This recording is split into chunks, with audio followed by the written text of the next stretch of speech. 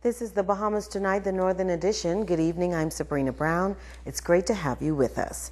Topping the news tonight, Prime Minister the Right Honourable Perry Christie was on Grand Bahama today as he declared the 12th Annual Caribbean Conference for top executives in the shipping industry officially open. The three-day event is being held at the Grand Lucayan Resort and will deal with issues critical to the future development of this fast-growing industry. Joan Davis-Roll reports. The event got underway with the traditional Bahamian pomp and circumstance as some 150 delegates from the United States and the region convened for the 12th Annual Caribbean Shipping Association Executive Conference. There, the nation's leader, the Prime Minister, the Right Honourable Perry Christie, announced that the government is moving aggressively to establish Freeport Grand Bahama as a premier shipping hub. We are keen to make Grand Bahama an international shipping hub. The shipping industry is vitally important to the growth and continued development of the whole region. But the same is true of the Bahamas and for the island of Grand Bahama. We have to see and continue to determine the extent to which advantages will flow to us by being the closest offshore country to the United States of America. We are literally located at the crossroads of the Americas. Here you have access to the consumer markets of North, South, and Central America. Grand Bahama's location on major shipping routes makes it an ideal location for maritime service and an industrial hub. And the government has made it a top priority to highlight the advantages of Grand Bahama. Advantages that have become very important with the opening up or the expansion of the Panama Canal. Freeport must be in a position to benefit.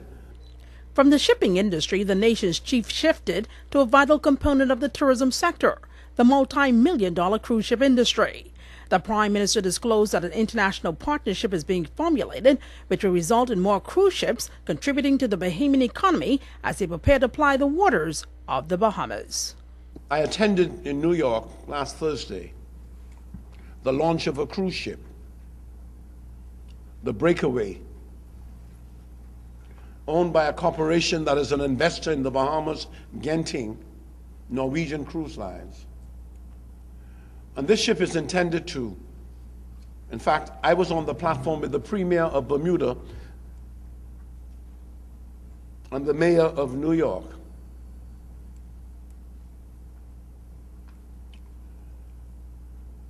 And the Mayor of New York spoke about his frequenting Bermuda and the Bahamas, and why it was so important for him to do so. Wonderful marketing for the country. And the Breakaway is intended to be based in New York and move between New York and Bermuda, and in 2 months or so between New York and the Bahamas and other Caribbean destinations. The Prime Minister says that the shipping conclave comes at a pivotal time for Grand Bahama. I know as I stand here today that with every passing month, things will get better on this island. But those are words from my mouth. Those who don't support me won't believe me. And even those who support me, and even though they try hard, some of them won't believe me. You have a conference here that will bring focus on issues that are relevant to the container port, to the harbor, to the cruise ship business. It will speak to the challenges you have here in Grand Bahama and we have elsewhere as to how you can go about being more efficient, stimulating productivity. Joan Davis-Roll, ZNS Network News. The Grand Bahama Human Rights Association pleading for assistance for electricity consumers here on Grand Bahama. Shashina Roll has that story. The Grand Bahama Human Rights Association is commending the government on its move to restore power to thousands of residents in New Providence. But now they are hoping that something is done for residents on Grand Bahama. Activist Joe Darville says while listening with great attention to the presentation made by BEC Chairman Leslie Miller in the House of Assembly, he was personally awed by the passion and compassion in his remarks as he spoke about the plight of BEC consumers. This particular act on the part of the government, BEC, and of course I think probably initiated by Honorable Leslie Miller and the Deputy Prime Minister, Honorable Brave Davis, and of course sanctioned by the Prime Minister himself, I think is indicative of the type of caring that we should have for our people in these particular times when so many people are suffering. Now, on the island of Grand Bahama, where there is tremendous suffering due to the economic challenges, he says a concession like this one is a necessity. Coerce, beg, or intercede on behalf of the people on Grand Bahama to have the Grand Bahama Power Company do likewise without any condition.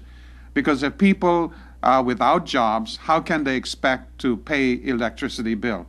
And in light of the phenomenal cost of electricity on Grand Bahama, even if you were working, it is difficult to afford electricity. I know some families, some households where there is probably one person working. Even in those situations, they cannot afford to pay the monthly power bill. He says great compassion is needed at this time. All of the accrued profits, I think, that the Grand Bahama Power Company has earned over the years. They've been celebrating the amount of money that they have made. So I would say, give back to the people at this particular point in time until the economy is restored to the level where people can afford to pay. Bahamians are not generally negligent in paying their power bill. I think they know the essential need for that, and therefore they would only renege in paying it if they cannot afford it. Now, Darville says they're looking forward to many more actions such as this by the government to elevate the spirit of the Bahamian people. Shashina Roll, ZNS Network News. Thank you, Sheena. Immigration Minister the Honorable Fred Mitchell said the department is determined to enforce existing immigration laws and expedite the processing of services. During a press conference in New Providence yesterday, Minister Mitchell confirmed that an immigration inspection was carried out at a business premises in Freeport on Friday to ensure that the business was in compliance with the immigration rules. While he didn't name the company, he said within the week, a special representative from the Immigration Department will visit with all businesses in Freeport to ascertain if there is a full understanding and appreciation of the regulations as it applies to immigration. He said business operators must ensure that foreign workers have permission to live and work in the Bahamas before they land, and evidence of that permission must be within reasonable access at all times. Minister Mitchell assured that despite public criticisms, the government will not step back from this strict enforcement regime. According to Minister Mitchell, the department is wrapping up a recruitment exercise that will increase the current complement of 231 immigration officers. In other news, one of the men injured in a traffic accident here on Grand Bahama late last week has died. His death pushes the traffic fatality toll on the island to 6 for the year. The accident occurred in the area of Freeport Gases on Queens Highway around 11:20 Thursday night. Reports say 27-year-old Godfrey Shaky Cooper was driving a silver 2007 Chevrolet Malibu west along Queens Highway when he lost control of his vehicle, overturned several times, and landed in bushes off the westbound lane. There were 2 male passengers in the vehicle. They have since been treated and discharged from hospital. Cooper sustained serious injuries. He passed away on Sunday. As the government attempts to chart the way forward for the next 4 years, it is boasting of a social initiative with a track record which speaks for itself. Tonight, our Joan Davis Roll sits down with the Deputy Director of Urban Renewal on Grand Bahama for the first of a 2-part series on the renewal progress.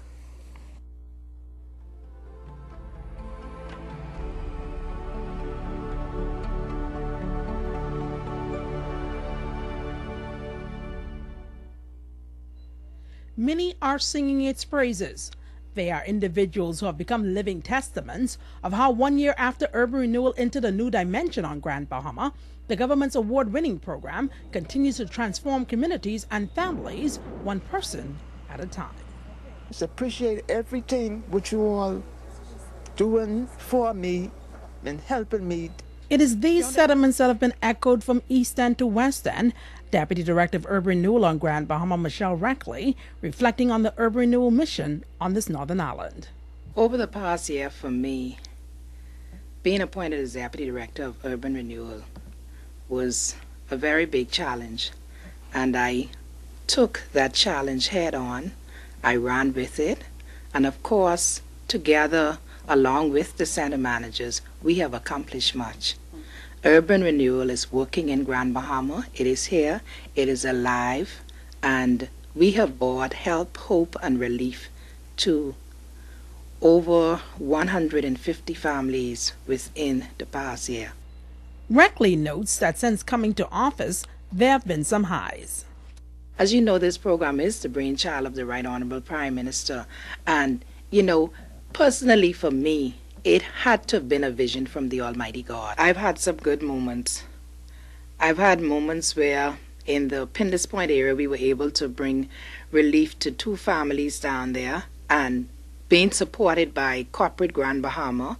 And when we can move persons from one bad condition to a good condition, it is always a high. When we can go into someone's home and go the next day with a bed, that is a good feeling. When we can catch a child who's falling by the wayside and let them know that help and hope is here, or there's some place here for you, that is a good feeling. While Urban Renewal celebrates the highs, Reckley says she cannot forget the lows. No cross, no crown. And even though I have been attacked, still today being attacked, I am focused. My eyes is set on the prize. My concern is the small man. My concern is that son who's falling by the wayside. My concern is that daughter who has 2 children, is not married, do not know where she's headed. My concern is that 96-year-old who still has to use a bucket for a toilet. They are my concerns. All in all, Reckley says her passion has not been weaned, nor has her determination to continue to provide help and hope to the masses been abated. Urban Renewal, she says, is more than just a program, it is a movement, expanding its reach to other communities. Right now, we're about to open 3 new locations. We're opening a center in the Lewis Yard area that is going to fully service Pindus Point hunters. Our central Grand Bahama Center is servicing them now, but in walking that area from day to day, meeting residents almost every day, I see the need for a center to just service that area. Reckley says additional centers are also in the making for High Rock and McLeanstown. Joan Davis-Roll, Saturdays Network News. Thank you, Joan. Join the Northern Edition tomorrow night as we bring you the latest on Urban Renewal's upcoming projects. Stay with us. The Bahamas Tonight, the Northern Edition, will continue after this.